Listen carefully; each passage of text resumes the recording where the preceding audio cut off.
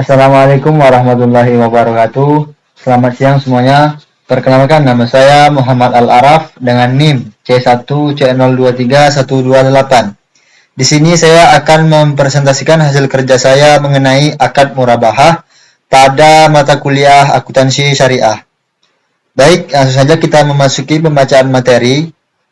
Untuk materi yang pertama, apa itu akad murabahah? Secara etimologis, istilah murabahah berasal dari bahasa Arab, yaitu rib, yang berarti keuntungan, laba, atau tambahan sebesar harga pokok barang ditambah dengan margin keuntungan yang disepakati. Pada dasarnya, murabahah adalah sebuah proses transaksi jual beli barang ketika harga asal dan keuntungan telah diketahui dan disepakati oleh kedua belah pihak sebelumnya. Selanjutnya, syarat dan rukun dari akad murabahah. Yang pertama yaitu syaratnya. Syarat dan ketentuan murabahah antara lain meliputi transaksi yang dilakukan atas dasar kerelaan, bebas dari unsur riba, adanya ijab dan qabul, penjual seperti bank wajib menyampaikan harga pokok dan biaya tambahan secara jujur, serta nasabah membayar harga sesuai kesepakatan dalam jangka waktu tertentu. Kemudian ada rukun dari akad murabahah. Rukun murabahah meliputi pihak yang berakad seperti penjual dan pembeli, kemudian objek akad yaitu barang yang halal dan jelas spesifikasinya, kemudian ada harga pokok dan margin keuntungan yang diketahui bersama, serta yang terakhir adanya ijab kabul yang sah. Selanjutnya, landasan hukum.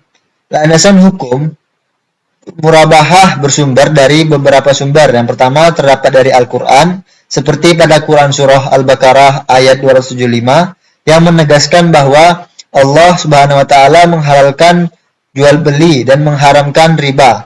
Serta ada juga sumber dari Al-Quran lain yaitu berasal dari Quran Surah An-Nisa ayat 29 yang menekankan prinsip suka sama suka dalam perdagangan.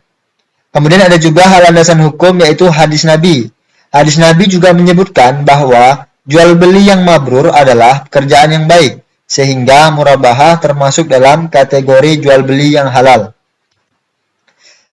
Kemudian ada jenis dari akad murabahah. Jenis akad murabahah terbagi menjadi dua. Yang pertama, akad murabahah dengan pesanan. Murabahah berdasarkan pesanan adalah transaksi jual beli murabahah yang dilakukan setelah adanya permintaan dari nasabah yang mengajukan pembiayaan.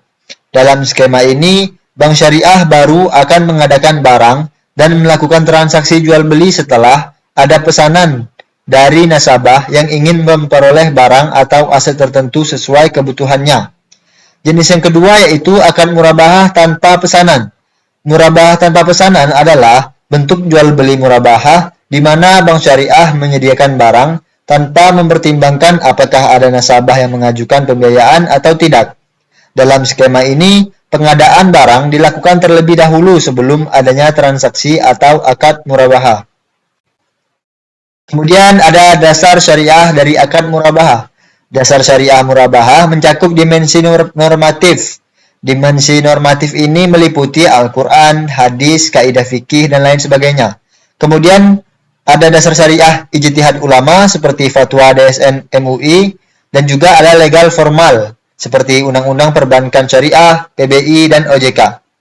Keseluruhan dasar ini menunjukkan bahwa murabahah adalah akad jual beli amanah yang menekankan keterbukaan harga, kejujuran, dan kepastian keuntungan, sekaligus menjadi instrumen pembiayaan syariah yang sah dan aplikatif dalam sistem perbankan modern.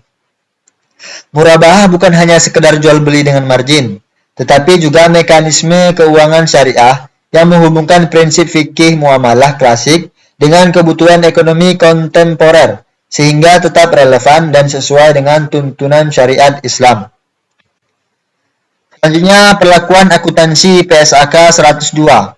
Berdasarkan PSAK 102, akuntansi murabahah mengatur beberapa bagian berikut. Yang pertama ada mengatur pada saat perolehan, kemudian mengatur pada saat pengukuran aset murabahah setelah perolehan, mengatur diskon pembelian aset murabahah, mengatur kewajiban penjual kepada pembeli atas pengembalian diskon, mengatur potongan angsuran murabahah, mengatur pengakuan keuntungan, mengatur potongan angsuran, mengatur pengakuan denda, mengatur penyajian presentasi piutang, mengatur penyajian margin, pengatur penyajian pembukaan laporan keuangan, dan yang terakhir sebagai pengatur dalam pengungkapan.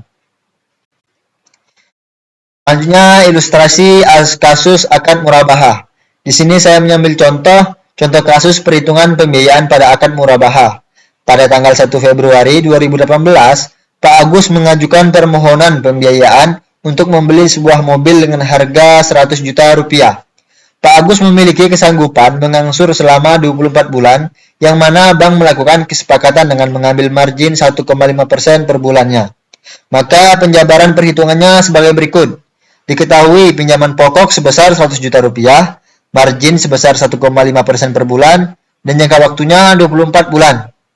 Jadi untuk mencari margin selama 24 bulan, menggunakan rumus pinjaman pokok dikali dengan margin dan dikali dengan jangka waktu, di mana 100 juta rupiah dikalikan dengan 1,5% dikalikan 24 bulan didapatkan margin 24 bulannya sebesar 36 juta rupiah. Selanjutnya mencari angsuran.